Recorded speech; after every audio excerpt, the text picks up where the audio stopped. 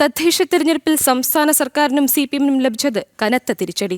ഇടത് കോട്ടകളിലെ അടിയൊഴുക്കുകൾ പോലും തിരിച്ചറിയാൻ സാധിക്കാത്തത് പരാജയത്തിന് കാരണമായി. ശബരിമല സ്വർണ്ണ കവർച്ചാ വിഷയം സജീവമായതും പരാജയത്തിന് വഴിവെച്ചു.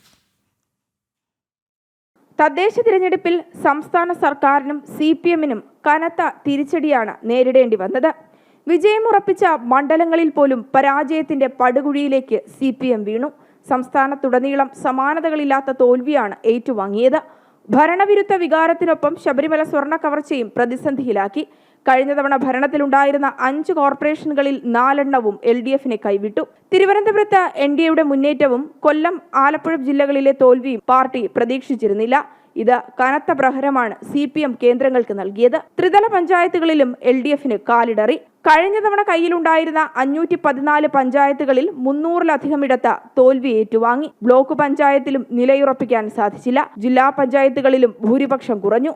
രാഷ്ട്രീയ പ്രചാരണ ആയുധങ്ങൾ നിരത്തി നിലയുറപ്പിക്കുവാൻ ശ്രമിച്ചുവെങ്കിലും സിപിഎമ്മിന് അടിയൊഴുക്കുകൾ തിരിച്ചറിയാൻ സാധിച്ചില്ല.